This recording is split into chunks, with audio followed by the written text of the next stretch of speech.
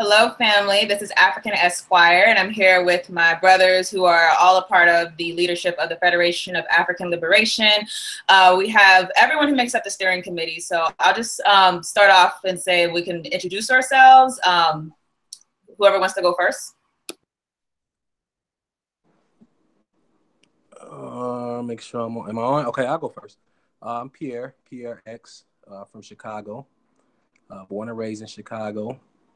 One of the co-founders of FAL, and I'm serving as the Minister of Self-Defense and looking to lead a chapter out of Chicago as soon as possible. My name is Frank, member of FAL and originated from Africa.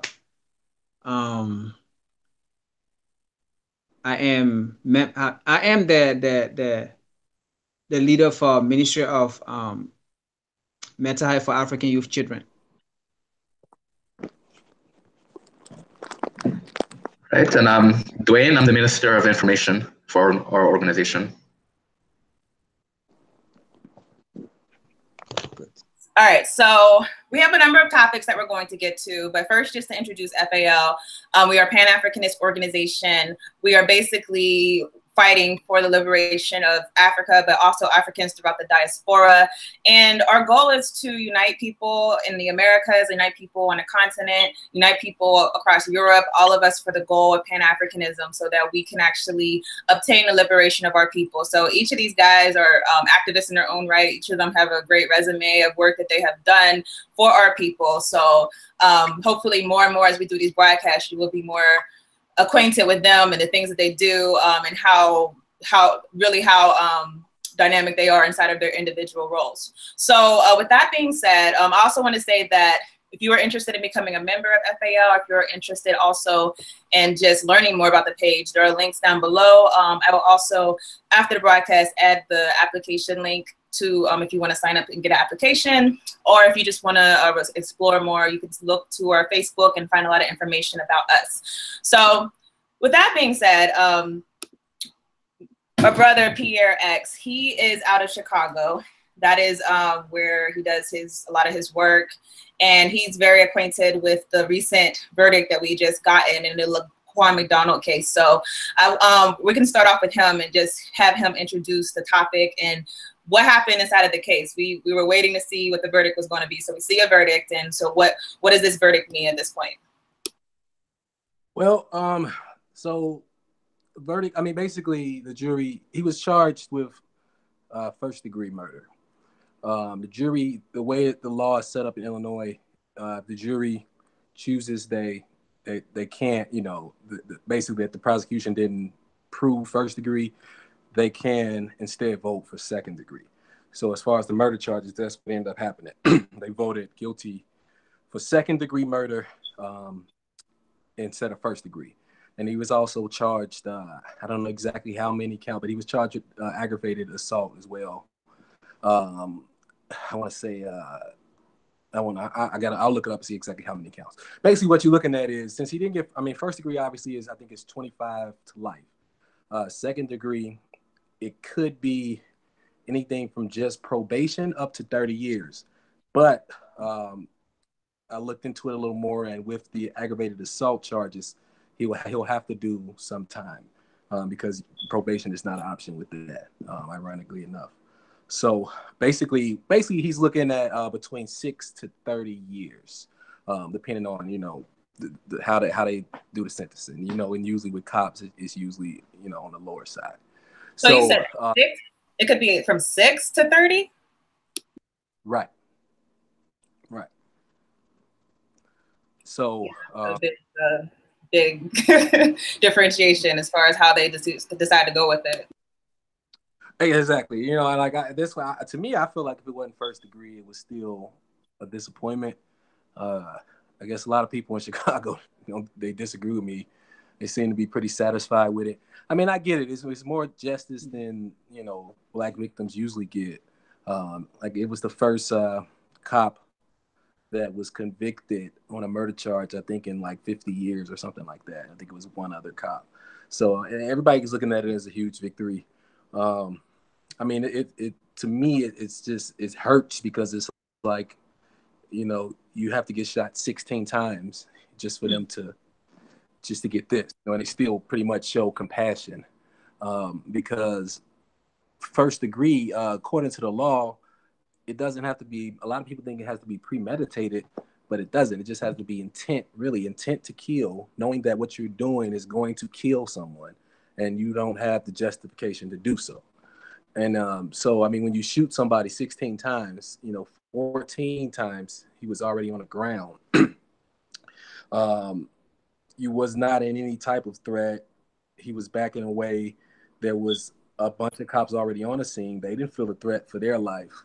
So this cop comes onto the scene, and within, I think, 30 seconds, he shot him down because he said his eyes was bulging white, and all he can see is the knife in his hand. So I think... Isn't it true also that, like, they said that before the cop even got on the scene, that he said he was recorded saying that, I think we're going to have to shoot him or something before he even got there? Absolutely, yeah. I mean, it wasn't admissible. The judge didn't allow it. But yeah, he was on recording saying, I guess we're going to have to kill him, I think is what he said. Not to mention, this cop had several complaints, and a lot of them was racially charged complaints that had been, he had been accused throughout his career. So it's no surprise that he would show no type of remorse to a black kid, who he saw it as an opportunity just to kill. As far as we can, his testimony make no sense. Like he tried to make Laquan McDonald some type of evil-looking person, But I mean, like it's the tape is there, The prosecutor. I mean, the tape really proved the prosecution didn't have to do much. I think they did okay. I just feel like they were just going to show compassion because he's a cop. He's a white cop. He killed a black kid, and that's just how it is. But so I mean, what we're looking at now is, I guess people are looking at a victory. It's been a long road of protests, and like the last 3 years ago is when we first saw the tape when they released it. And that's when the big protest happened during Black Friday, and that kind of got the ball rolling. One thing. So I mean, it's some justice. He definitely got some justice, but it still shows how ridiculous the system of having police is.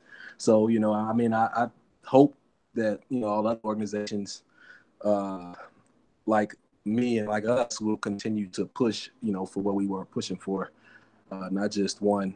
I call it a pacification, because I just feel like that's I think I honestly, I just felt like people were so sure, the tension in Chicago was so strong, and people were so sure that if he would have got off, the city, people would have raised hell.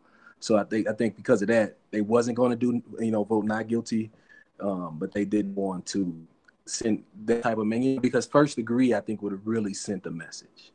I think it would have really sent the message, but second degree, it's just kind of like, we're not going to let him off, but we're going to definitely, compared to what he did, it's like a slap in the hand. I mean, you can't shoot, nobody else can shoot anybody cold-blooded, like that 16 times and not go to jail for the rest of their life.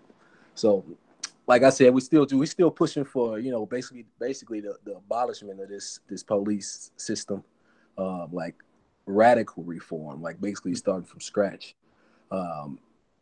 We know that the Department of Justice came and did an entire report, and the government themselves, this government, organization, basically said that, I can't remember the exact words, but the CPD is a racist organization, and they've treated victims as animals. I think they used inhumane or treatment as if they were animals. Since then, not much has changed, so we have no reason to believe that anything is different from that report.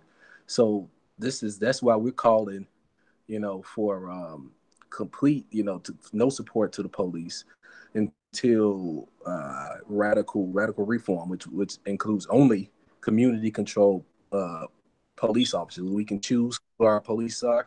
We want some people in our communities possibly being, I was reading stats in Chicago Police Department. Half of all of the police live in one district. So we would like it to be, spread out. We want some people from our community to police our community. I mean, we have people that's capable of that, but we don't really have a say in it. So until we have complete control over that, not much is going to change, as we see. But I mean, I don't know. I'm sure. Oh, go ahead. I'm sorry. Go ahead. Oh, I was gonna say, I'm curious. So, when we say community control, so we've seen what happened in places like Baltimore. We had a black cop, 2 black cops, and 1 black cop knocking the guy out. I guess my question, and Dwayne and Frank, y'all can jump into, is there any such thing as a real solution to a police state? Because to me, the state is systematically a white supremacist state. And the same way that you have a lot of cities, whether it be Chicago, whether it be Baltimore or whatever, you might have a black mayor, for example, who's in this position, or you might have black teachers inside of a school.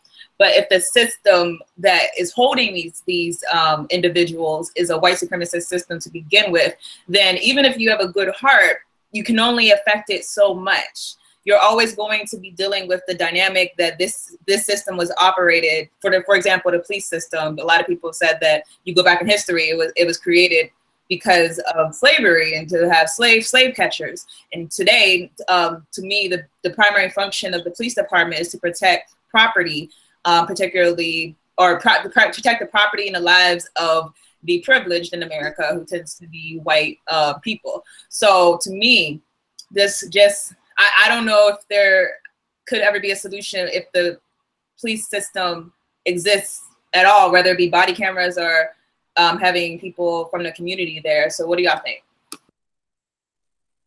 Let me comment. First of all, Black people in this country from slavery up to now, we are still, experiencing the same circumstances in different ways. In some understanding, we can say the slave code or the black code is still going on right now. But although we now have black police officers that also go ahead, to mistreat their own people. But the reality is that from the beginning of slavery in this country, there is something right now, instead of slave code or black code, it's now called institutional power. And it is that power that Black people don't have, institutional power. We don't have that power. You may have Black people in an institution that have some kind of a power, but they do not have the ability to protect their own people. The system won't allow them to protect their own people. For example, when I say institutional power, let's look at the school system. For example, a child can go to school, a Black child can go to school for being an African, for being a Black person, having all that natural hair and just looking natural as an African. But that child can be sent home just by being an African, just by having an afro. That child can be sent home, and Black people will come out to protest. Black people will come out to send a petition of what's going on against them.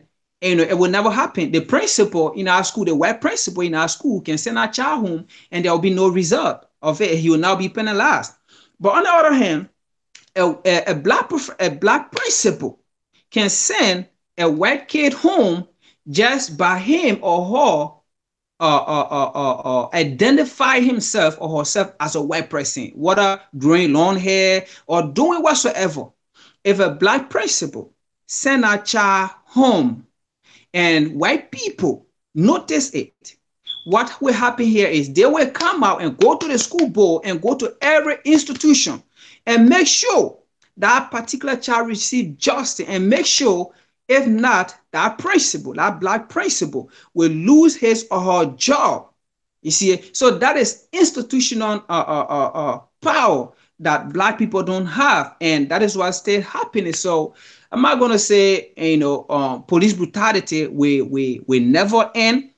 I'm not gonna say that, but we can leave room, to say we end. But how long? For example, I mean, you have most of these now. Like the last time I was telling somebody, you know, like our forefather, their time, they now have any people, they now have much people in government. They now have much people in local government or federal at the federal level. Compared to our age time, we have more Black people in government, but yet and still, our problem can be solved. Those leaders are not really there for us. Those organizations are not really there for us. And when you ask some of these leaders in power that need to stand up for Black people, all they will tell you is we still got a long way to go. That's the answer that we give you. We have come far. I mean, we have come far, but we still got a long way to go. What do you mean we still got a long way to go? When anything pertaining to Black people or to African people, and then that's the time you will hear people saying we still got a long way to go. So this generation will be doing the same struggle, asking for equality, asking for a fair share, asking for just to be African, asking just to be Black people, just to identify yourself of who you are. Are we going to be doing that until this generation go away and then another generation come? And then, so I think the only thing we got to do is, that what we're doing here, organize, like Karl Marx said, that's the only thing we can do. Organize. We as Black people, the only way we can win this battle is by coming together, uniting together as one people. And in our case, I don't think, we will have any kind of system or Caucasian system that will try to look down on us. We just need to come together and try to fund our own interests, our own businesses, our own schools, board, and all those things, and then try to finance everything that we will own, because basically all these things, it comes down to money and power and control. So if we can have that money, if we can have that power, if we can control, I think things will be fine. But until then, that institutional power, once we can't get it, it's going to be difficult for us. Okay. Do y'all have anything to add, or should we go to the next topic?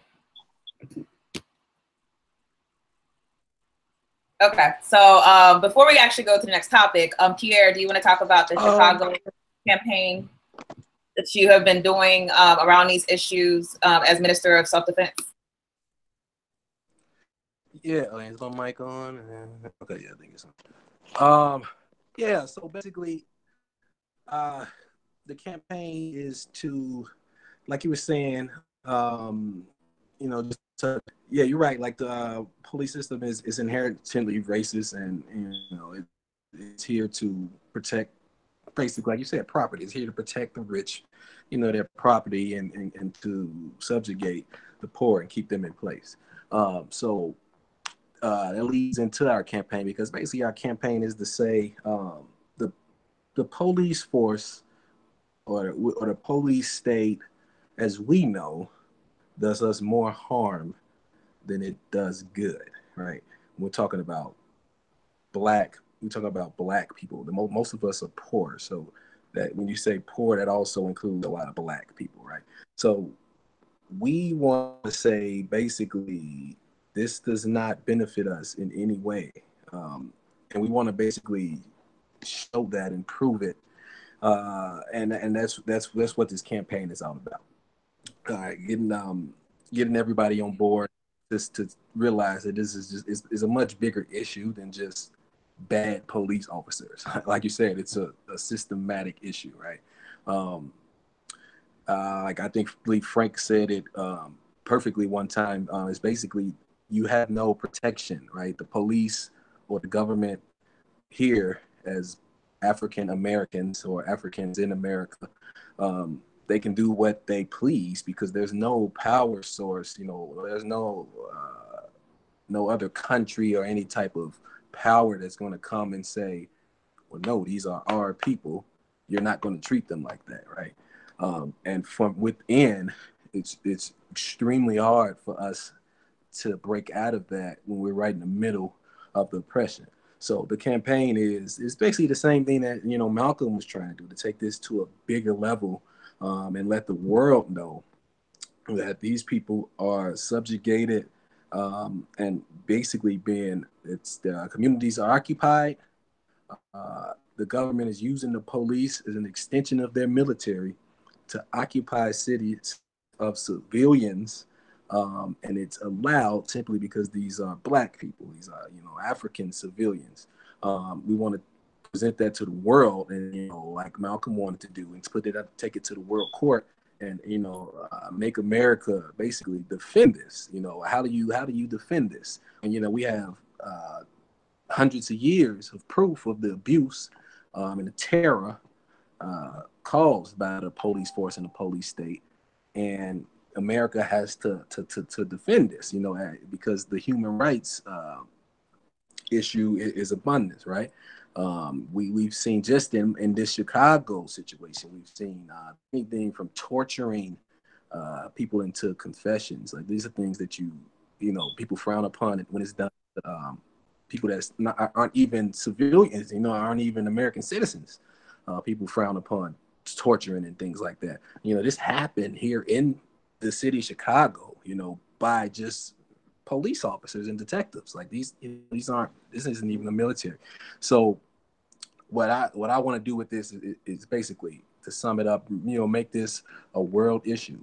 You know, the U.S. has to answer for this continued brutality, and stop, you know, trying to push it to the side as if it's nothing, or as if it's just these people are just inherently, you know, prone to committing crimes and being criminals, when we all know that's not true.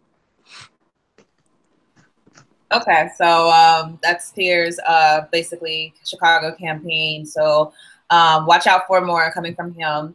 So the next topic is kind of related to Chicago, and that is the topic of Kanye West. So I think we've all, I have had a problem with Kanye West long before most people did. I think most people, it kind of started with Trump. For me, it was more like just feeling like people are all about materialism and not about the people anymore. He started off, you know, very pro the community, and everyone remembers College Dropout being the most amazing thing. And some people were saying this is going to be the next Tupac.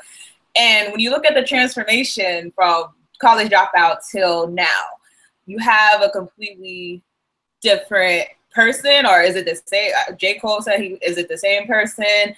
And we just didn't know this is how you really were. You were just basically playing us all this time. So, you know, this week's his antics were actually kind of interesting. So he has a Trump hat on, and I want to read from the tweet directly and get everyone's thoughts on this. So, he tweeted a picture of himself wearing a Make America Great Again hat with the message, "This represents good in America, becoming whole again. We will no longer outsource to other countries. We will build factories here in America and create jobs. We will provide jobs for all people who are free from the prisons as we abolish the 13th Amendment. Message sent with love." He then sent a follow-up tweet saying, "I meant that we're going to amend the 13th Amendment and not abolish it."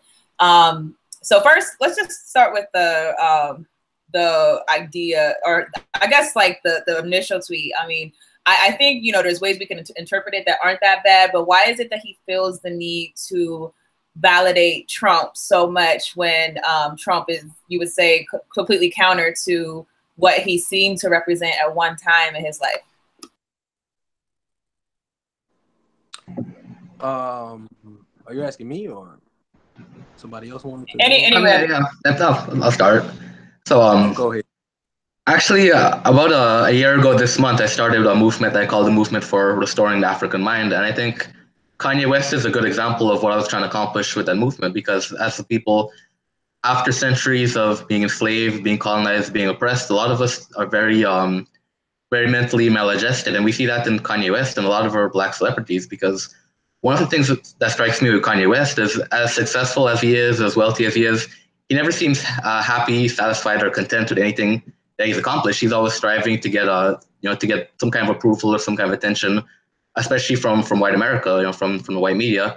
So I think what he's doing with Donald Trump is in line with what he's been essentially been doing throughout most of his career, trying to get that acceptance by white America, to get the approval. And he sees an opportunity. He recognizes that if I speak out in favor of Trump, if I go around wearing a "Make America Great Again" hat, white people will support me. And you can see that on social media. Black people start to distance themselves from Kanye, but Kanye is getting a lot of support from Republicans, from people that might not even have listened to his music or followed his career up until this point. So I think what Kanye is doing now is he's trying to, as I said, get that approval and that acceptance from white America.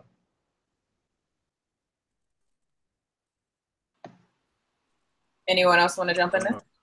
Yeah, I can give a comment on that as well. I mean, I think the thing about white America and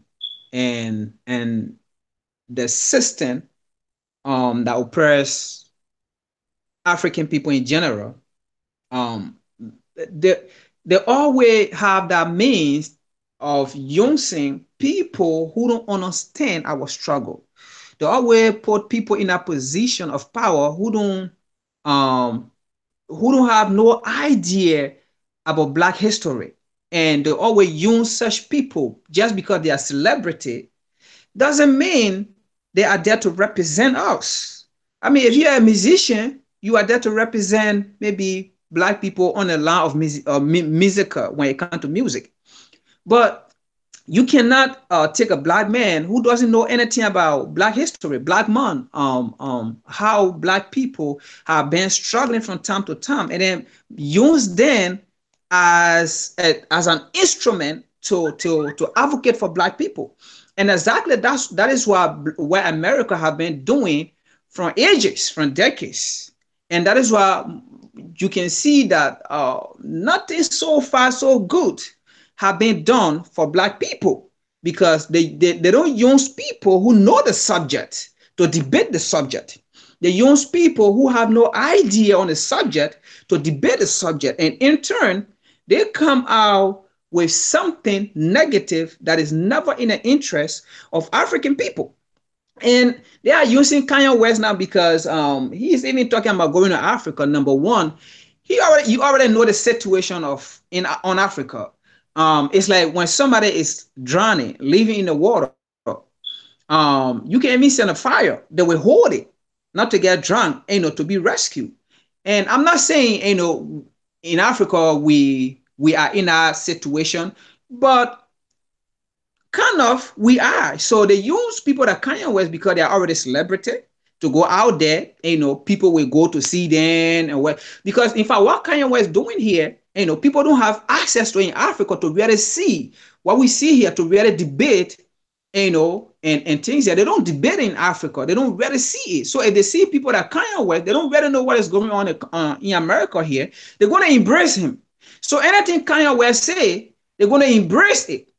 You see, and the people on the continent going to be thinking that we in the diaspora also agree with the idea of Kanye West. So that is how, where America have found a way from time to time to negatively, impact and then change our history, and then bring people who don't know nothing about us to discuss, our circumstances. And this is a huge problem, that we face. And I like what we're doing. We come out, we explain, we expose, their mentality, we expose their idea, we expose their tactics that they use.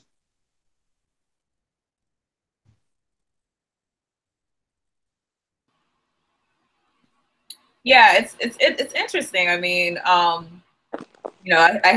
see Cohen in the chat room saying that, basically he's following the dollar. And, I have no problem. I don't want to say I have no problem. I don't blame Black people for falling into the fact that we're all a part of a capitalist system, and we can't necessarily disengage in the system, because if we don't engage in the system, even though the system is set up to oppress us, if we don't engage in it, we will basically starve. So we're kind of in a point where we're forced into a system. We're forced to do things to set up a system. So when I see Black people doing things just to get money, I might question what you're doing or your morals, but I understand that this could be an economic thing for you. I wouldn't question him to the point that I am more so that is because of the image that he has portrayed for such a long time. He's always portrayed the image of being conscious and woke, of being someone that criticized materialism or criticized, question, you know, trying to do things for white acceptance. And it seems that it really was just a ploy, and really his ultimate goal was to become the most famous person. And I agree, if you're going to be the most famous person, that you really do have to disengage to a point from the Black community.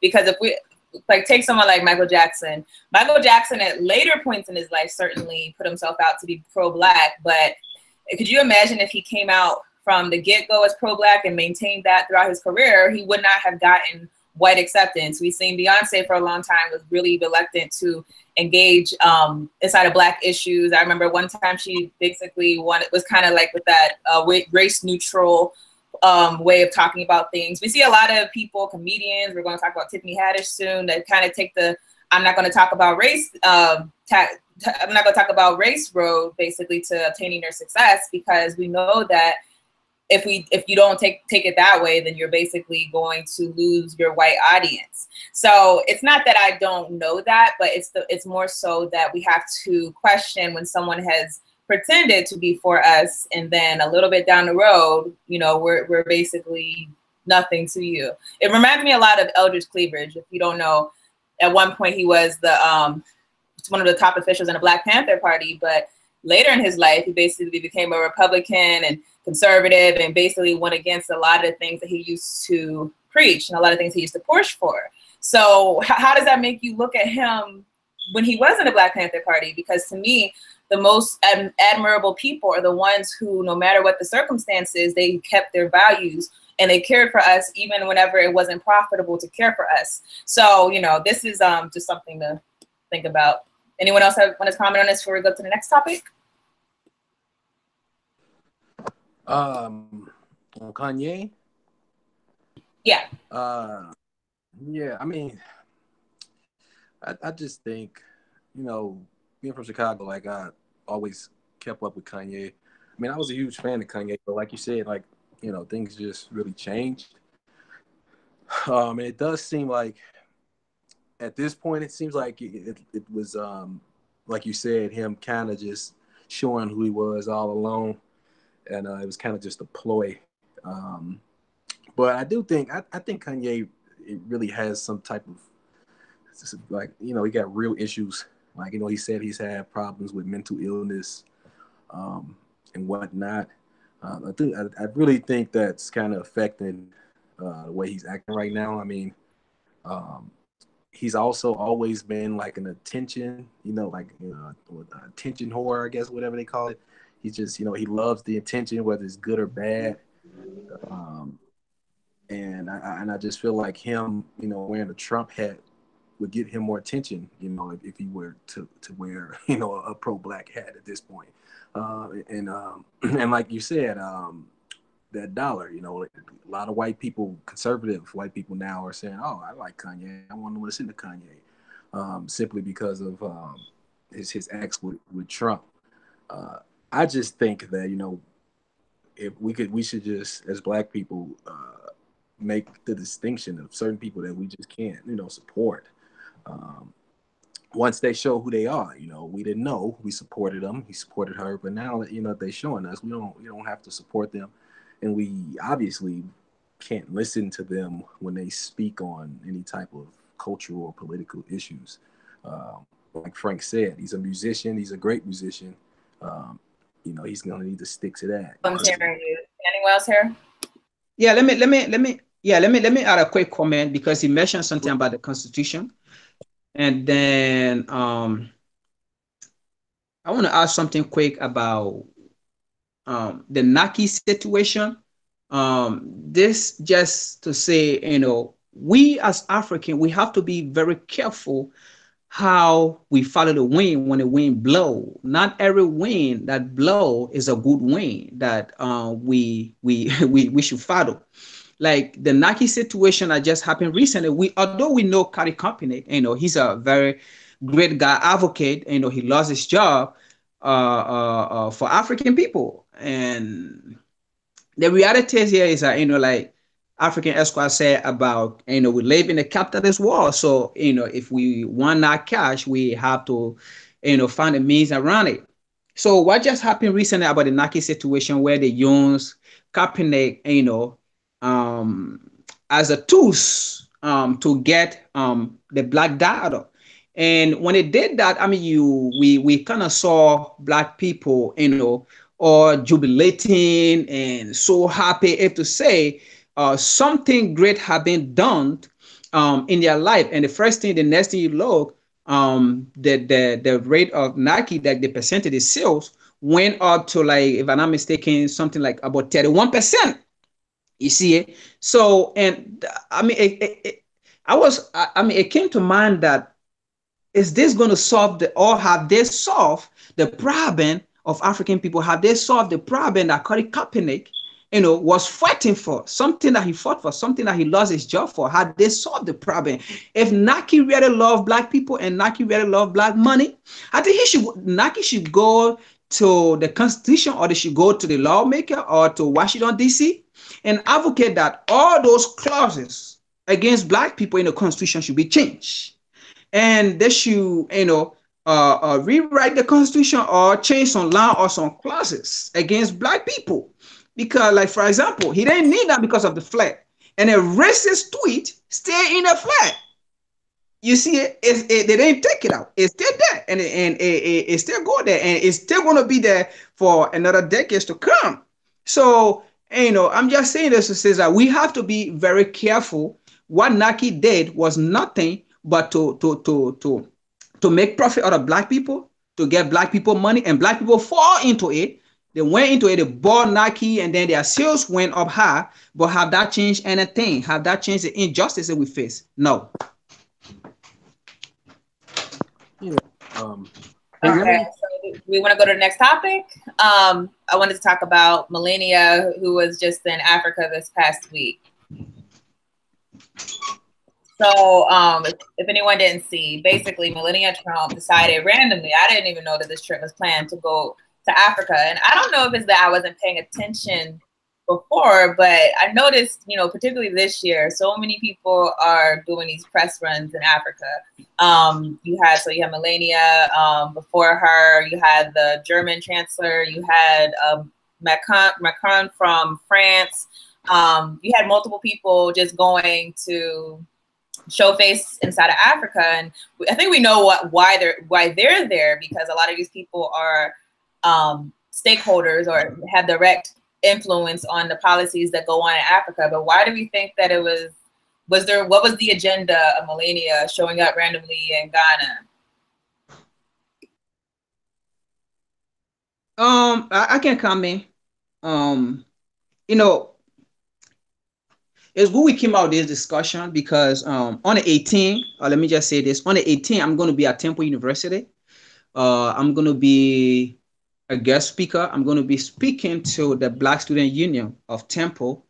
I should have done this in May, but it should have been on liberation. But they changed the topic. They said they want me to speak to them about Pan-Africanism. So I'll be speaking to them about Pan-Africanism, and I'll be giving a history, because a lot of people don't know. Like, I was talking to somebody about Pan-African, and he was telling me, it's something only benefit African people on the continent. And I began to educate him about the existence of Pan-Africanism. It didn't come from Africa. It came from in the diaspora. And then I'll be talking something about that. And then I'll also be talking about why Pan-Africanism. Why? So, but just to answer your question, the reason why she was on the continent, number one, let's look at this. Some years ago, UN, was in Kenya and on the continent and vaccinating our youth, our women, our girls, not to give birth and putting all kind of, vaccine into them, trying to reduce the population of African people. And that came to light to the extent that even the women, our women in Kenya, started protesting because they couldn't get birth. And Norse came about that, and then we start calling back home and telling our people not to take any vaccine from overseas. It's not real vaccine. So that kind of went a little bit aside, and then we start bringing light, and then it's like they're trying to bring that back. So one reason Melania Trump went to Africa, and you see when she went there, the first thing she said, she was going for children. She was going for kids, and in Ghana, I saw her hawking a lot of kids, a lot of babies and all those things. So the thing here is to put us back to sleep. So the next thing we're going to see after her visit is over, the next thing we're going to see vaccine flowing on the camp. We're going to see, on the continent, we're going to see vaccine upon vaccine going on a continent, for kids, because there's going to be something like, Melania Trump vaccine or something. We're going to see something of that kind. And then the vaccine they're going to be put into this case, it will be not to make them productive, to kill their cells, their reproductive cells. That's the next thing we're going to see. Believe me or not, the next thing you're going to hear is a lot of vaccine floating on the camp after Melania Trump has returned back for little kids, for children. And you said something like, we over the couple of weeks we have been seeing, a lot of people, investor going on the continent. Let me say this, like I was telling somebody, right now, there's a secret war going on over Africa. Secret war going on over Africa. And maybe that's going to lead to terror war. I'm saying this today. It's going to lead to terror war. What happened here now is this is a last stage. Neocolonialism in Africa is the last stage. So everybody are fighting to hold their colonies. Everybody are fighting to hold their colonies. Like we saw Theresa May, and we saw Angela Merkel, and we saw all these investors going on the continent. Why they did that? They did it because they're saying China involvement on the continent right now, and so they are doing all that to get a hold of what they can hold. And the reason why right now we are not seeing military from China or the Chinese military proliferating on the continent right now is China is still, wearing a long sleeve with something under their long sleeve that they're hiding. China will do that. But what China want to do here first is to get hold of the entire continent. After they have lobbied a lot of loan to the continent, and then the continent can't pay back, like what they did to Zimbabwe. I mean, not Zimbabwe, but Zambia, what they did to Zambia. And then Djibouti, what they're about to do to them, and a lot of African countries, and not just those two countries, but a lot of African countries now, they are in a lot of debt with China. And China is now taking major mining sector, gold, area that produce finances for the country or for that nation. China is now overtaking those places. And once China have done that to protect their interests, China are going to bring their military now. That's the time the military of China are going to be floating in Africa. But right now they can't do it because it's like African people will be like, oh, why? Because right now African people are saying, oh, the Chinese are bringing development because they are not bringing military. They are not doing it. They are not interfering in our affair or all these things because they know what they are doing.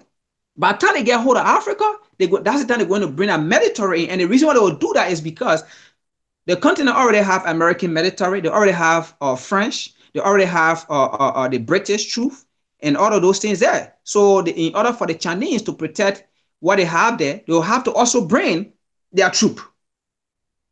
You see? So what's going to happen here is we're going to be preparing for terror war if the African leaders don't come together, and if the African on the continent and in the diaspora don't come to their senses. It's not going to be easy. We're going to get another war, and I'm telling you, man, they're going to destroy our continent if we don't put our foot down to do something. Absolutely. I just want to give a quick shout out to CD and Jamal Brewer. They donated to our GoFundMe. So thank you so much for your support. Dwayne and Pierre, what do you think about this? I like what Frank said about China. You know, they're the ones that are really, they have the U.S. scared.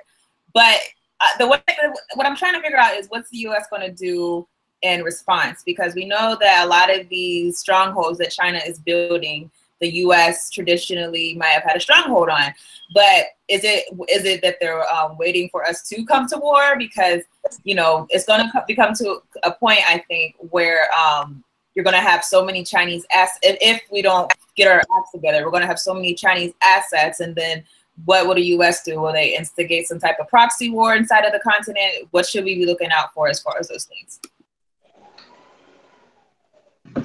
Well, as far as the United States goes, we already know a lot of their tactics in terms of how they maintain control in Africa is they support a lot of puppet regimes on the continent, particularly dictators. So I mean, that's one of the things that when we see Africa being discussed in the media, you know, usually from a very superficial and shallow perspective, and most Americans really aren't aware of what America's foreign policy in Africa is actually. So, for example, the drone strikes that America conducts in Africa, most people aren't aware of that.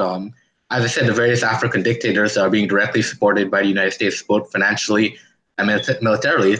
We aren't aware. So one of the things that the United States will continue to do, especially now that China is making moves on the African continent, is to continue to entrench that foreign policy. They're going to continue to build military bases across the African continent. I mean, you remember the situation in Ghana where there was a controversy about America building a military base there. They'll continue to support puppet regimes. The United States hasn't done this recently, but they might even go back to the old Cold War tactics of overthrowing certain African governments. You know, we did it at Kwame Nkrumah, Patrice Lumumba. As I said, as far as I can tell, that's not a policy that America conducts in Africa. But I mean, in Zimbabwe, one of the reasons why they put sanctions on Zimbabwe was to force regime change there. So we might see America become even more aggressive in terms of forcing regime change on Africa. But why it's so important for us to empower the African continent is because we're going to see a situation where China and the United States are scrambling and fighting with each other over Africa. A lot of people don't realize this because they don't teach world history in a very comprehensive manner. But one of the issues that played into the world wars was the scramble over Africa. The world powers are trying to conquer the world, and the richest prize in the scramble to conquer the world was Africa. So there was the reason why the Berlin Conference came about was the Europeans decided to sit down and draw a map of Africa rather than go to war with each other over the control of Africa. So for a long time, even the Cold War, we saw a lot of proxy wars between the United States and the Soviet Union over control of Africa. So any nation that's trying to build a global empire, at some point, they're going to have to take over Africa because of the resources. And we're seeing that right now between the United States and China. And even the former colonial powers, France, England, a lot of those countries, they haven't given up control in Africa either. They still have a very big influence on what goes on in that continent.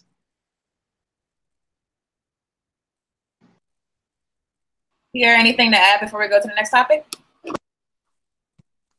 Not much. I mean, you all hit it. I mean, he hit it. You know, it's like history repeating itself almost. You know, everybody's trying to get a piece, and everyone knows about how resourceful Africa is, and since us as Africans aren't really strongly making our claim to it and saying this is ours, no one else's, you know, they're going to try to keep biting off whatever they can, you know, while they still can. I don't know what the U.S. would do, but we know they'll be involved. Like you said, probably trying to get some puppets in there to try to, tip the scale a little bit back more in their advantage. But bottom line is it's now or never. You know, either we're going to come together and take it for ourselves, or we're going to be repeating history again. You know, simple as that. It definitely is now or never. It's funny you use that term because, you know, at this point Africa, it's like what little we have left, it's basically becoming controlled by, we traded off one foreign power for another foreign power. And, you know, we'll talk about Zambia in a moment, how much more effective the Chinese method is, but it's now or never as far as our people waking up. I definitely agree. Before we go to the next topic, I do want to say, as far as, you know, efforts in the African continent, if you are anyone throughout the diaspora, it doesn't have to be anyone in Africa, but anyone who would like access to our Revolution Library, this is an initiative that we're pushing, FAL's pushing, in order to get Pan-Africanist literature in the hands of people throughout the continent. So the best way that we have basically decided to navigate this, given our limited resources as we are just starting out as an organization, is to upload. We've uploaded a number of PDF books that are Pan-Africanist literature, and we would be more than welcome to give anyone access to that in order to spread Pan-Africanist ideology. So if you want to send us an email and let us know, where you are, why you don't have access to this literature, where you are, and basically, we're going to try our best, especially in places in Africa. That's one thing I noticed when I went to Ghana recently, is that I was looking for Pan-Africanist books and I couldn't find them. The only places that usually have them inside of Africa would be the universities. So we have to get, ironically, a lot of the literature that is directly from Africa, books written by Nkrumah, books written by Nyerere, all these books that we have are not available to the people, although they're the ones who descend from the people who wrote them. So we have to reverse that trend that's been happening and actually get these books and this literature in the hands of our people so that we can all be equipped to solve our own problems and figure out solutions to what's going on.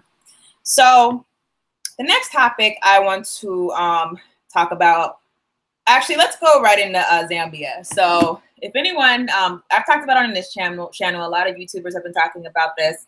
Dr. Mumbi has been talking about it a lot. If you are a subscriber to her channel, what is going on with Zambia is that it looks like we're at a point where the Chinese, people are saying, are the first, Zambia is the first colony of the Chinese. And the reason is because Zambia has defaulted on Chinese loans, and one of the conditions of the loans, and this is the issue with when we have these economies that are based like this, one of the conditions of the loans that the president of Zambia or whoever signed was that if we default on this loan, that you will seize our national, I think it was the electric company, you will seize our I believe it was the electric company, the airport, and then there's another one, if anyone remembers, you can jump in. But you could seize these national assets, and you would never see any other country where they have common sense put their national assets up for seizure if you default on these loans.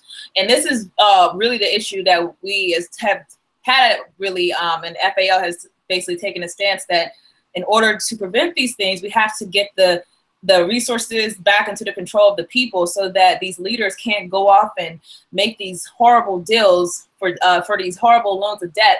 And, you see all this debt that already has not been repaid, and yet they're taking more debt and more debt. And there's a list that I was watching, I forget who published the video, but they're talking about the billions and billions and billions of dollars that African countries are indebted to China. One, I think, was like $80 billion. So, this is what has happened in Zambia. A lot of people are saying that this is the first Chinese colony in Africa. So my question for all of you is, one, is this going to be repeated over and over again? Because we know that Zambia is not even on the top of the list as far as countries that have actually taken Chinese loans. I think Angola was number one. I want to look up that video and put it in the link so that everyone could see the numbers, the amounts that different African countries are indebted to China. So is this the new tactic that, and I guess my other question, if y'all also want to answer this, is why is this the topic? Is it true that it's possible, given the Chinese population growth, that they see their next solution to their population being basically out of hand is to start a new civilization in Africa, similar to what Europe did in the United States? Yeah, let me come in. I think. Yeah, go ahead, Juan. Go ahead. Okay, what I was going to add too is, I don't know if you all saw the situation where they had a professor, PLO Lumumba, who was actually banned from the Zambia because he was going to give a talk there about the Chinese. So it illustrates this, what goes along with that economic control is now they're going to start dictating who gets to go into the country, who they're going to start censoring certain individuals who might be going to Zambia to speak out against the Chinese. And it also raises the question of continental unity as well, because if we're striving to dismantle these colonial borders that the Europeans put in place, well, what message does it send when you're deporting a fellow African from another African country? What you're essentially doing is reinforcing the European partition of Africa. You're reinforcing the colonial borders. And as far as the second question, I don't think the Chinese are necessarily trying to create a settler colony Europeans did, but what the Chinese are doing is because, as you point out, the population there is getting out of control. And what I've noticed the Chinese are doing in both Africa and in the Caribbean as well. For example, I'm from Guyana. Guyana, the Chinese, what they do is just because the Chinese they essentially take over building the infrastructure, they take over the development projects. So in Guyana, for example, we have a very large Chinese population. These are Chinese that came to the country, worked on different projects that the Chinese had taken over, and then they essentially stayed in the country and took up residence. And you're seeing Chinese do that throughout the Caribbean, throughout Africa. And what they're doing in Africa is essentially the same thing you're seeing in the Caribbean as well. They're going there, taking over the economies, taking over the development projects, building the infrastructure, and essentially controlling the countries in that sense. So the Chinese colonialism is a little bit different, whereas the Europeans came in through force, through military conquest, imposed their culture, imposed their religion on African people. The Chinese aren't doing that. They're doing it a little bit more subtle, where they're making investments, taking over certain key institutions, as I said, building infrastructure in the country. So that eventually and you see this with the African Union. The African Union's headquarters was created by the Chinese. So we may have a situation where you look around and you see there's a lot of development going on in Africa, but it's not internal development. It's development that was created by the Chinese, and in doing so, the Chinese are essentially owning, the country, because now you're in debt to the people that have set up the infrastructure. And this is the problem African countries have had with a lot of the Western powers. The Western powers will go in there, give what they call financial aid, but really what they're doing is giving money to certain African governments to control them. A famous example of this was Kwame Nkrumah. What they were doing in Nkrumah, you could check the files on this. America was deliberately giving foreign aid to Kwame Nkrumah as an attempt to leverage influence on his government. So I think what the Chinese are doing is something that we definitely need to pay attention to.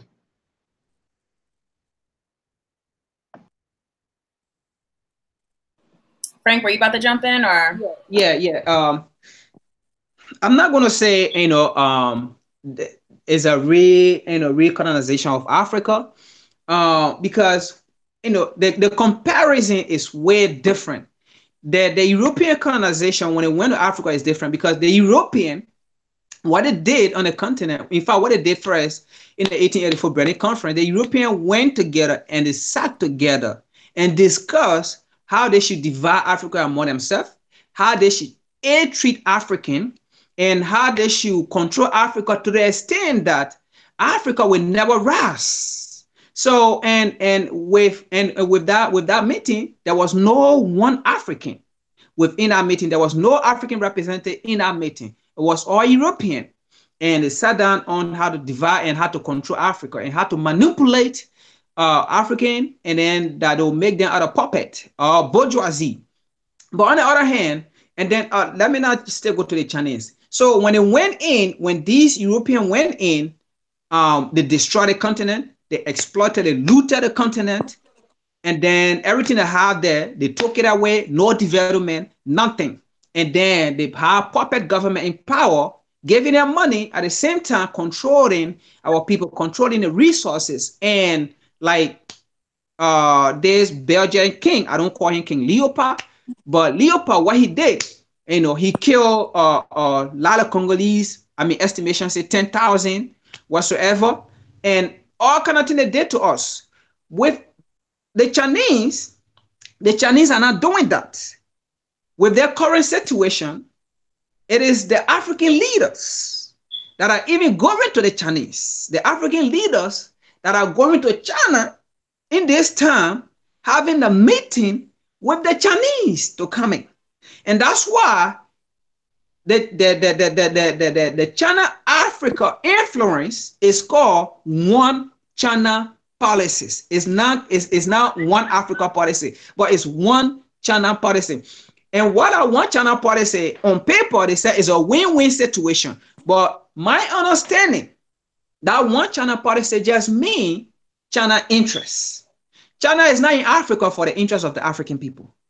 China is in Africa for its own interest, like Duane said. China is there, not to colonize anybody, not to colonize the continent, but they are there, number one, to take the major resources, in fact, they will develop the place. They will come with their development, develop the place themselves, And then in return, if you can't give them the money back, they take the money. And in the development process or in the development stage, they're going to bring their own citizens. And their own citizens are going to do the development. And then their own citizens are going to be working there at the same time. So right there, they are producing job for their people who went to school. And that's why the last time I was talking to a friend of mine in Liberia, and he was saying, or in Liberia, the Liberian people don't know how to make business, and the Chinese, the Lebanese are coming in, making business and all those things. And I said to him, you can blame the Liberian in Liberia. When you see a Chinese man coming down there to do a business, he already have a business idea because he went to school in China or he went to school in America here. He already have that business mindset. He already have that business idea. So when he come to Africa, all his mindset is to make business because he already have the knowledge. But on the other hand, the Liberian in Liberia, they didn't go to school. They don't have that business mindset. They don't have that business education. So how will you compare them, with the Chinese or the Lebanese with a Liberian when they have never sat in school? So if they go and take loan, how are they going to, invest in this loan to gain more profit, to be able to pay this loan back? It's not there. But with the Chinese, he already have that mindset that when I go to Africa, I'm going to get a loan. I'm going to establish business because he know that in his home, he have that education, but he cannot establish a business to succeed. And that's why the Chinese government and the Chinese authority are doing everything they do. That one China policy is for the interest of the Chinese. They will give you the money and then bring their citizen, employ their citizen, and then their citizen, in fact, in turn, gets that money back. And then what's going to happen here is if you can't pay that money back, their citizen be employed there, and then they overtake the major resources or your power or whatsoever, that they have built. They take it and they control it for X amount of here, and their people control it. So that's what happen. That is what government like Dumont said. They are not there to treat people. But what's going to happen here is, as they are doing it, they're also going to protect their interests, like what they did to Professor P.L. Lumumba. Because one reason why they deny him is because when Professor Lumumba went to South Africa, that speech he gave, it hit the people of Zimbabwe and it also hit the people of Zambia. You see? So, and by him going there to go speak about Africa-China influence, the Chinese government know that it was going to educate the Zambian and it was going to wake them up. You see? So the Chinese government had to sit down because the Zambia authority or government or leader is already in the pocket of the Chinese government. So they told him, look, don't allow this individual to speak. When he learned, deport him back. It is very so sad that in Africa, you can be deported with your own continent. So it is very sad, and that's what's going on. So the Chinese, it's not like they're going to kill or whatsoever, but it's almost the same as colonization because they still control us. Why you can't do nothing on your continent, you can't educate your people. And at the end, what may happen? He now got assassinated, but they will start assassinating people in some other way just to protect their interest. They will start killing people because if they have the mind to tell the authority to deport this man and then saying that it was in the interest of national security or whatsoever, when this guy, he wasn't going there with any threat. He was just going there to educate the people. That's all. You see, so we can also forget the Chinese and say, oh, the Chinese, they are not coming to colonize, or they are not coming to kill us, or they are not coming to do. But the fact that they have influence in our educational system, the fact that they have influence in our leader, in selecting our leaders, the fact that they have influence in people that will come and speak to us, and people that will advocate for us, is almost the same as controlling it's just a new form of colonialism. That's the new age of colonialism still. So we have to be alert. It should be the last place on our continent to do it, because that is our last hope. The only thing African people are supposed to know, that whosoever control Africa in this new age control the world. Absolutely. And, you know, I think the craziest thing to me about PLO Lumumba being deported is, you know, he was giving a speech. And when you have another country telling or influencing an African country that African people cannot have freedom of speech in their own country. And, you know, so that's kind of like one of the, I mean, I'm pretty sure freedom of speech is a universal right. So the idea that you cannot speak freely against our government or the Chinese government, you know, that's, it's crazy. And, you know, this is insane. I think we have to just completely understand what is going on is insane. And if we accept it, then we're just accepting insanity. So it's definitely something for us to keep fighting back on and keep doing what we have to do to support the people who are in these countries that are being taken over by the corruption, being taken over by the leaders who are making these horrible decisions. And to me, it's just the whole government structure that allows that to happen. There has to be, it's not just about getting a new African leader. There has to be a new structure of government in these governments.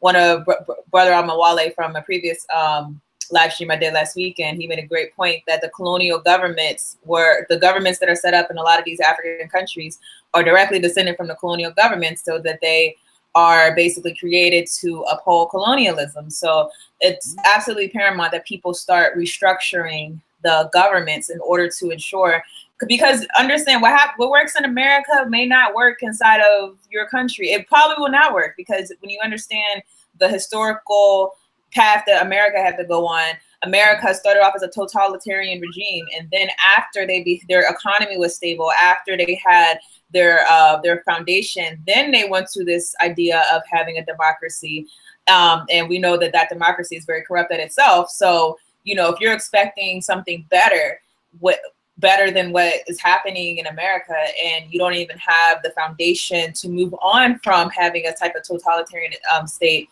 or a state where where there's tighter control over things, I think people have to go back to the drawing boards and just completely think and rethink about how are we going to build governments that actually serve the needs of our people. So before we go to the next topic, Dwayne, do you want to touch on what's going on with your Togo campaign, since we're on the continent of Africa?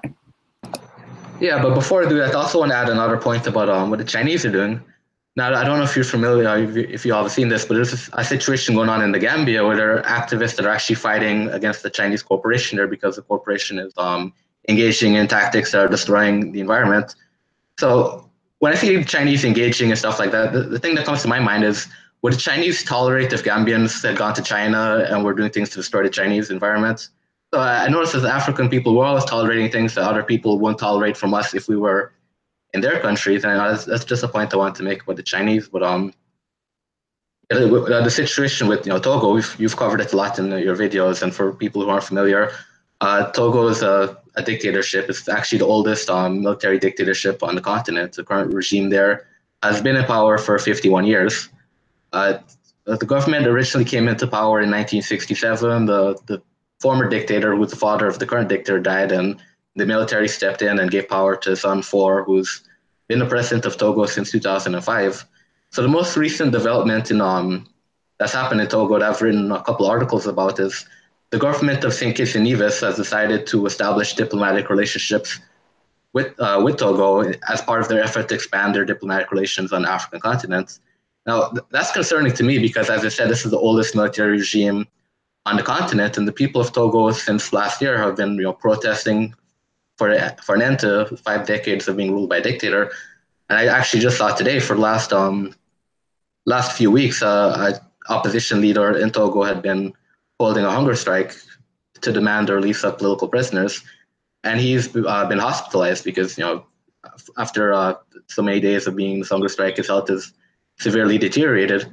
So it's concerning to me to see this is what's going on in Togo, and you have governments in the Caribbean that are very willing to establish diplomatic relations with one of the worst, most oppressive regimes on the continent, and completely ignore the human rights violations, completely ignore what the Togolese people are demanding, and just support this government. And we understand that Western governments are going to support this dictator in Togo because they have certain interests at stake. But from the perspective of trying to establish a relationship between the diaspora and the African continent, I don't think we should be in a position where we're ignoring dictatorships, we're ignoring the oppression of African people simply for the sake of establishing unity and establishing connections with African governments. Like I said, I've written several articles about this. The most recent article I wrote, actually, I put the contact information for the Foreign Ministry of St. Kitts and Nevis. And what I would like to do is encourage people to send messages. You can go on the website and the email is there. There's also a phone number. Reach out to St. Kitts and Nevis and just, express that concern, because as I said, as we're trying to build this Pan-African movement, we can't build a type of Pan-Africanism in which we're just going to blindly support each other and ignore certain realities on the African continent. And I've gotten into several debates with this, because there are certain Pan-Africanists in diaspora that really believe establishing a connection with Africa simply means just supporting whoever is in power, regardless of whether or not they're dictators, regardless of whether or not they're oppressing their people. I know this is a discussion that comes up a lot with Rwanda. A lot of people in the diaspora like certain things that they see going on in Rwanda, but they support Rwanda at the expense of ignoring a lot of the abuses that have been carried out by Paul Kagame's government.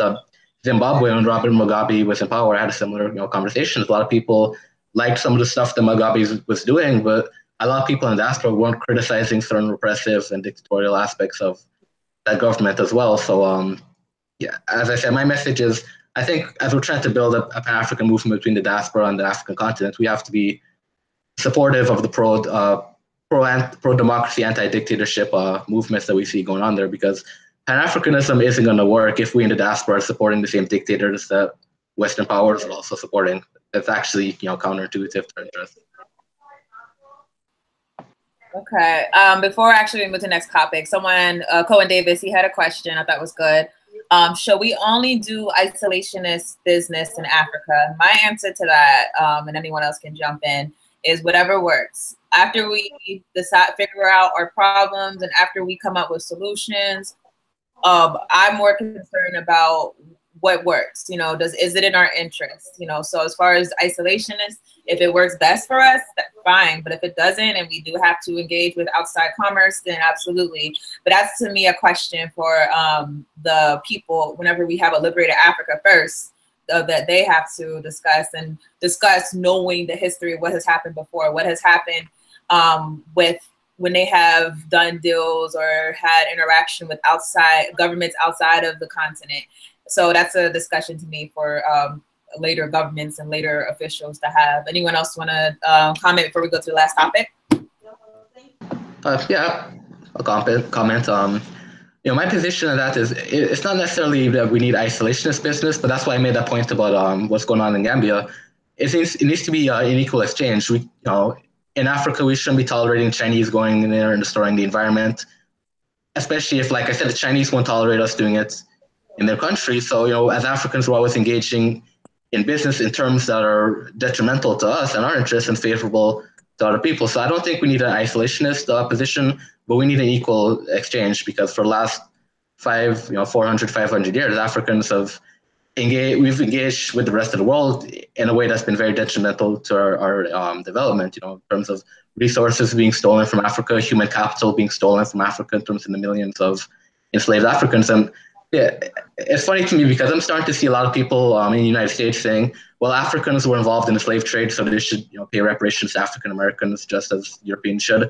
But the thing we have to realize is the slave trade actually underdeveloped Africa. Africa didn't gain anything from the slave trade. Africa actually lost, many African kingdoms were destroyed, villages were depopulated. As I said, millions upon millions of people were stolen. That has a very destructive impact on a continent when it happens. So Africa doesn't need to engage in isolationist business, but we need to engage in business that's on equal terms and that's beneficial to African people.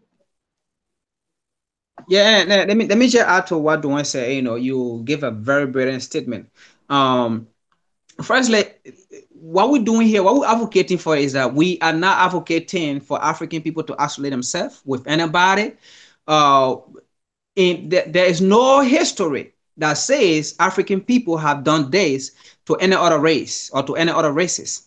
We are the most peaceful people on earth. I'm saying this because when the European came we welcome them, we show them everything that we have in our possession, but yet and still with the treatment, with the aid treatment that we went through in their hand, we still love them. We still work on the continent. We still share with them. We still share our value and ideas and knowledge with them. So we are not advocating, to isolate ourselves, but we are just advocating to gain by what belongs to us, and we can share.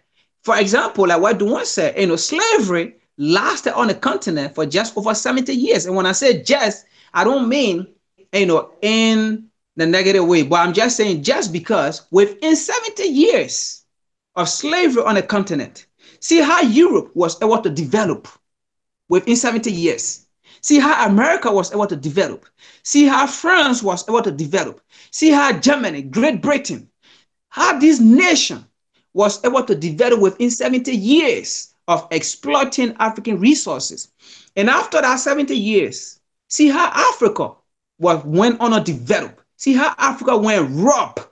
That's what we're talking about when we advocating, for Black people, when we advocating for African interests. That's what we actually mean. For example, what happened in South Africa right now?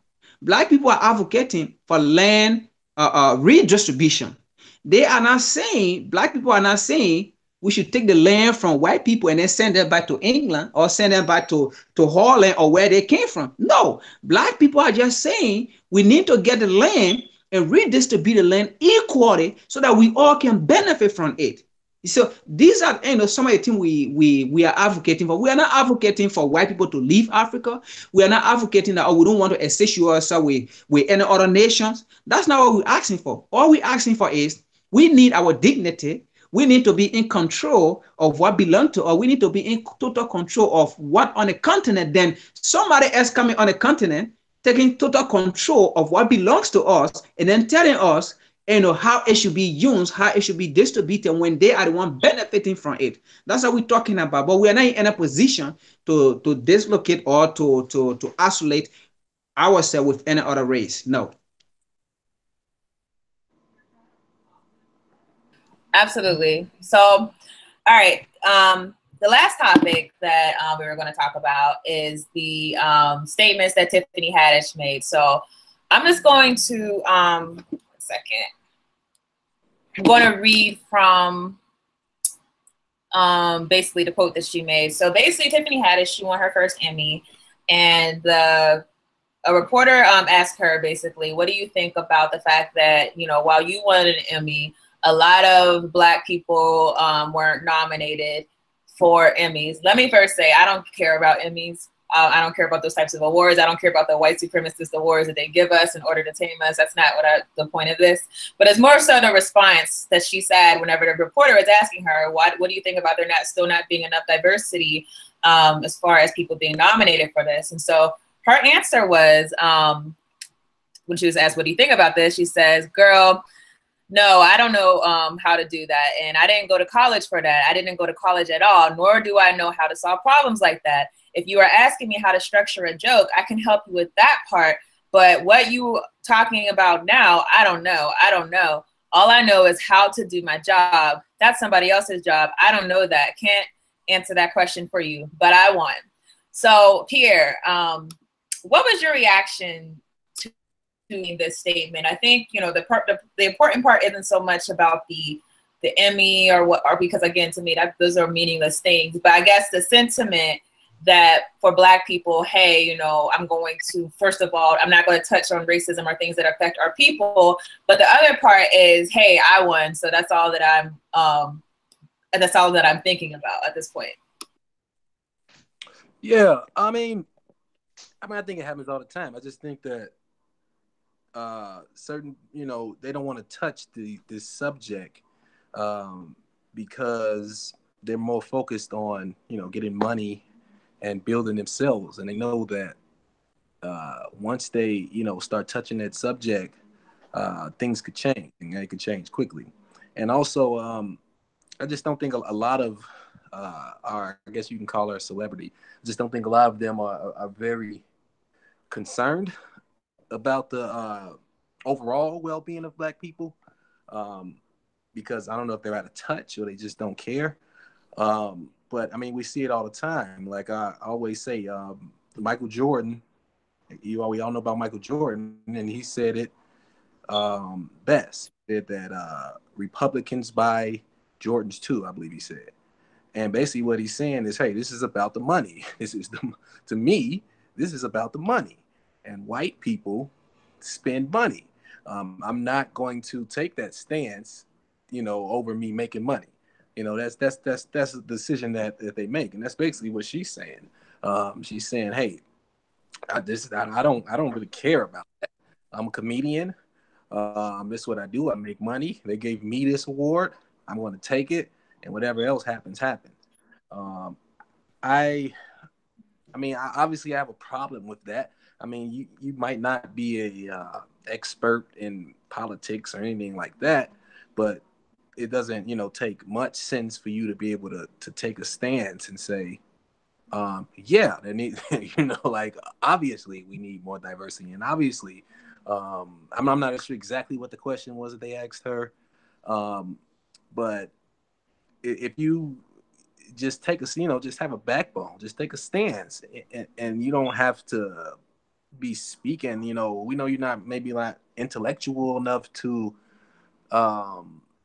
maybe express a solution, but you still, every African person, should still be able to make a stance against white supremacy. And I think when you say like that, you don't make a stance against it, you actually support it, so I don't want to pick on her. It happens all the time. But I mean, it's interesting that you bring that up, because I was thinking about this yesterday. It's kind of like at this point, it's a lot of us, our own people, who just seem like they're not going to get on board.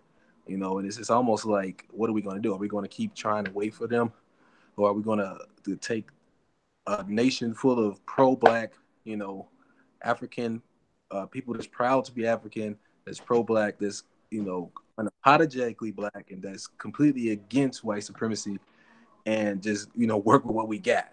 But I think that's really, I think somebody described it as a civil war amongst the Blacks, throughout America and throughout the diaspora. Like, not a physical, like we're killing each other, but it's like you have to choose a side. What are you going to do if you're going to say your celebrity or your money, is more important than that? Then that's the side you're going to choose, and you're going to go with it. We're going to not support you. We're going to have to move on. That's my stance on it. Yeah, and I think for me, I think we just have to draw lines, and we have to understand there's always going to be Black people in the community who are not, I guess, on code or not on board with Black liberation. And it's not to say that we basically, disembark ourselves from them and condemn them completely, and just separate ourselves from them and say that we don't love you anymore. We're not going to fight for you anymore. We're always fighting for all of us to wake up to what the system represents. So it's not to say that. But I think as far as people who get these positions of power, albeit power within the white supremacist system, but get these positions of power, and in this instance, we're talking about Tiffany Haddish. Kevin Hart has also taken a similar stance. Both of them have publicly basically said, like I remember back with, one of the police brutality conversations were going on, and Tiffany Haddish, her answer was, I'm not getting in that. It's not my family. And I remember Kevin Hart previously, he made a comment that, as far as my comedy, as far as me and my platform, I want to love everyone, and I'm not going to, make that conversation about race a part of what I do. And the issue with that, I understand why you're doing it, but as Kwame Ture said, every single thing that Black people have, everything that we gain, every position of power, whether you be Beyonce, Barack Obama, whether you are just a teacher at your school, whether you're a police sergeant, wherever you are, all of those positions have been acquired because of the blood of our people. Someone died, someone was beat, someone was someone's life was ruined in order for you to get in that position. In order for you to be able to sing for white and Black people, someone had to die for that. Someone had to get hurt for that. Someone had to suffer for that. In order for you to be able to have these brands and these these sponsorships and corporations backing you, a lot of people died to get to that position.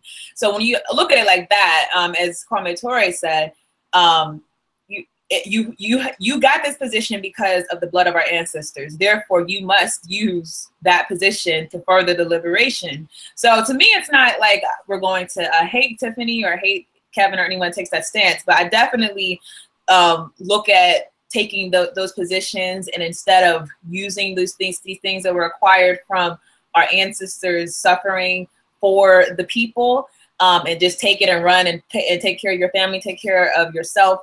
I look at that as a traitor to the Black liberation movement. And, you know, some people say you deal with your traitors, like, you know, you basically cut them off. To me, you try to bring them into the light of what importance it is to actually have a conscious heart for your people and actually love your people. Because if you loved your people for yourself, you couldn't be quiet. That's why I'm not quiet, despite the fact that some people might think that it's in my best interest, you know, as far as showing face for other people, to be quiet. Because to me, I love my people so much that if I see so much suffering or I see so much going on, I could never take a position that I'm going to go with the money. Or they say, you know, love everyone, but we know that's code for not upset white people. So I could never do that. And so when I see people who got these positions because of what our ancestors did for them, and they don't want to stand up, they don't want to speak out, they don't want to be the one to say something controversial. When I see people do that, to me, you're just betraying what your ancestors did for you in order for you to be able to benefit from their suffering. So does anyone else want to jump in? Yeah, let me make a quick comment. Like what Pierre said, you don't have to be, you know, intellectual before you can, you know, have a say or something. Especially, you know, in this country, you live it, you see it, you know, what is going against, you know, Black people, and you are asked a question regarding the injustice against Black people, and you say, you know, or you didn't go to school for that. So, you know, are you telling me anything that you do, basically you have to go to school for it? And, you know, when you see what is happening, I mean, or that maybe all she should have said, you know, was something like, you know, we see how we just need to work on our justice system. You know, we know that our justice system is not like how some people, you know, will play around it, even though they are just saying, but some people play around, they know how to play around it. Say something, you know, but I will leave that with the justice system to see it, you know, how to go about doing it. But it is true that we still have racism. It is true that we still have injustices, you know, among us, and we got to work on it. But you can't, I mean, she should know in the first place, BET was founded because of the injustices African people receive in this country. So BET was founded to give some humanity to Black people, to Black celebrity. So she should know that very well. BET was founded because white supremacy couldn't allow Black people, Black entertainers, to participate with them. So they wasn't giving a award to Black people. So BET was funded for Black people. She should know that. You see, so she can't say, oh, I have to leave that, you know, with people who went to school for it. You know, that alone, to me, you know, it was wrong, because there was people who fought in a struggle. They didn't go to school. They didn't even sit in the classroom, but they fought for the struggle to see us having that kind of some sort of freedom today, you know, that you can go out there. They gave you some, well, like I said, but that go back again to institutional power. For example, what happened to Colin Kaepernick? You know, he lost his job because he was advocating, because no Black people, you know, have that institution to hire him. Easier to say, you know what, I got an NFL team, so I'm going to hire him in my NFL team. Black people don't have it. So it's all white people that have those NFL teams. So they make that decision. So, you know, institutional power, we don't have it. So in doing that, she was doing that to keep her career, because she was saying that, you know what, if I make comment on this, where am I going to be as a comedian? Where white people are going to invite me? I'm not going to get white money. You see, and in her mind, the Black money is not going to be enough for her. You see, so she had to come out and make that statement to satisfy the white supremacy, and then do her own people, you know, by the wayside. So, I mean, that was kind of wrong. And no matter how it is, you still African, because the least mistake you're going to make in your life, you're going to be judged by the same white supremacy. And then it is your own Black people that are going to be there to stand in the gap for you. The same Black people you went against that you couldn't speak for, they're the same Black people that will be in the gap for you, and the same white people that you're trying to protect that you couldn't make any comment will be the same people that will prosecute you. All right, any final thoughts before we wrap up for today?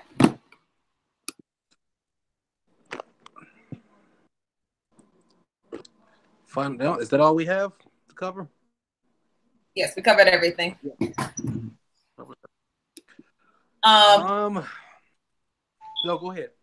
I was gonna say anything that anyone should be looking out for as far as FAL. I know for one thing that we'll be introducing soon is that we have adopted a Back to Africa platform for people who want to go back to Africa. Don't worry, if you want to stay here, we're not fighting for you to go back. But for African people who do wish to go back to the continent, we have connected with an African organization based in Tanzania, and that has a lot of support on the continent for the idea of Africans in America going back to the continent. And some of you might have seen the speech from the UN ambassador to the United States, saying that, you know, this is something that a lot of African governments are looking to do. And this is true. There's a lot of support for this idea. So you'll be seeing more of a rollout from us. Anyone else want to introduce or talk about before we close out? I mean, I just want to say, like Kwame Nkrumah said, Africa is for the African. Agreed. So if you don't see yourself as African, this is not a program for you. Okay, so I think we're done. Before I close out, anyone else? Let me see if we have any questions in the chat real quick. 1 second. Yes, Amari, it's going to be Tanzania. That's where the program's based.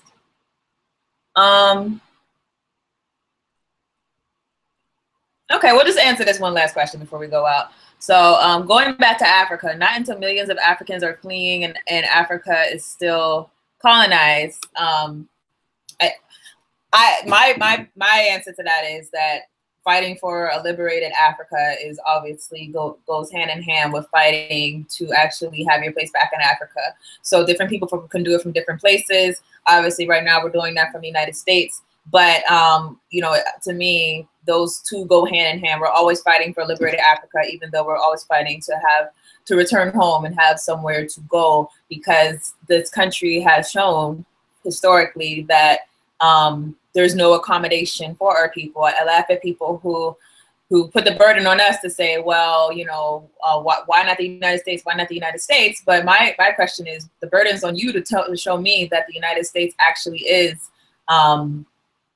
going to treat us well and give us the freedoms that they have been promising but not delivering. So any other comments on that before we close out? I mean, one thing I will add about working towards a liberated Africa, regardless of where we are in the world, the thing that we have to keep in mind is the movement to decolonize Africa actually started out of the diaspora with people like W.E.B. Du Bois, people like Marcus Garvey.